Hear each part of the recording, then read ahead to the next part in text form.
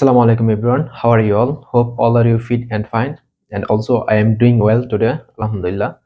So today in this video I am going to discuss a very important topics of basic mechanical engineering knowledge.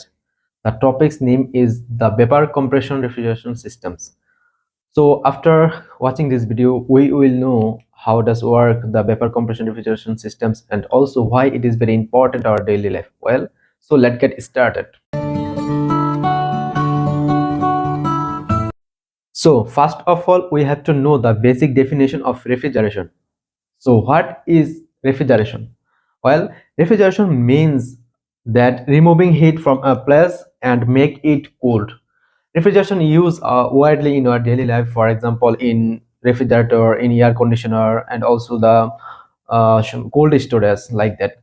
So let's talk about the vapor compression refrigeration system. Well, vapor compression refrigeration system is a system where the refrigerant absorbs heat from a place or source and rejected heat the other place or other source. It's called vapor compression refrigeration system.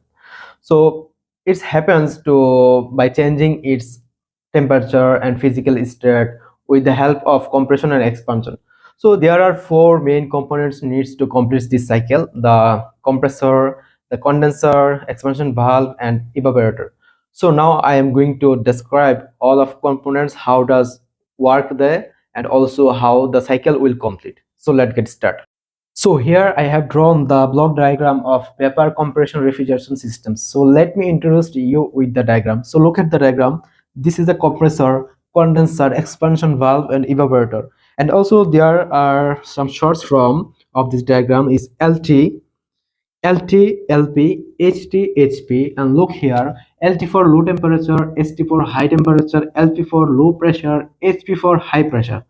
Well, so look at the diagram. Our first component is compressor. So we all know that compressor main work is compressed something, but in this diagram compressor compressed refrigerant. Well, so look at the first component.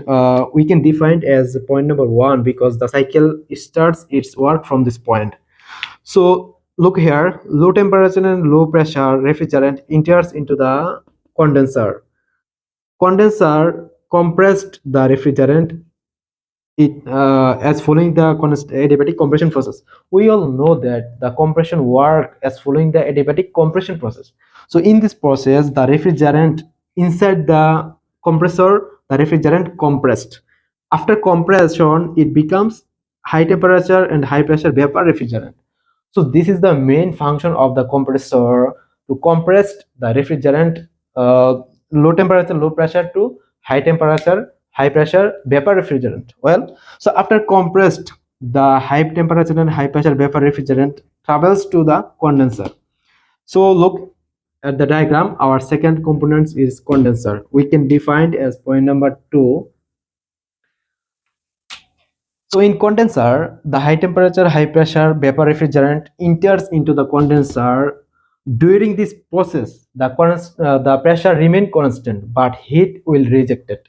Okay, so this is the main function of the condenser. So high temperature and high pressure vapor refrigerant enters into the condenser, but condenser rejected heat.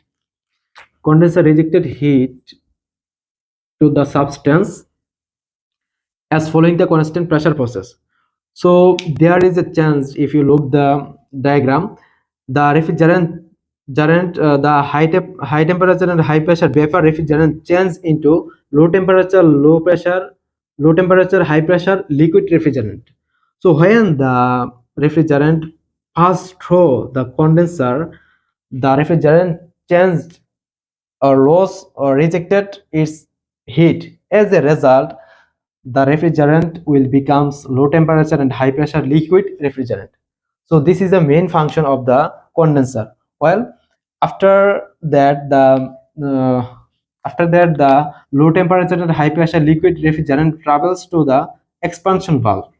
So look at the third components of this diagram. It's called expansion valve. We can define as point number 3. So in expansion valve, the low temperature, high pressure liquid enters into the expansion valve and is changed into high pressure to low pressure. Well, so we all know that the expansion valve work as following the adiabatic expansion process. So in adiabatic expansion process, expand something suddenly. So in this cycle or diagram, the refrigerant expands suddenly. As a result, it's changed high pressure to low pressure liquid refrigerant. Well, and also the expansion valves controls the flow rate of refrigerant. After that, the low temperature and low pressure refrigerants travels to the evaporator, and look at the next or final components of the diagram. It's called evaporator. We can define it as point number 4. In the evaporator works as following the constant pressure heat addition process. So in this process, the refrigerant absorbs heat from the surrounding of evaporator. So we can define as point is q in. It's mean heat absorbs point is happened in the evaporators. Okay, so when the low temperature and low pressure liquid refrigerant enters into the evaporator, in this cycle or in these systems, the refrigerant absorbs heat from the evaporator and changes it liquid refrigerant to vapor refrigerant. So this is the main function of the evaporator. And finally, the low temperature and low pressure vapor refrigerant goes back again to the compressor, and in this way the cycle will continue. And so I tried to explain today's topics in my own way. So I think I made mistakes here, and making mistakes is my common habit now. So if I don't make mistakes today, how can I learn tomorrow? So thank you for watching this video. Hope to see you another day with another topics.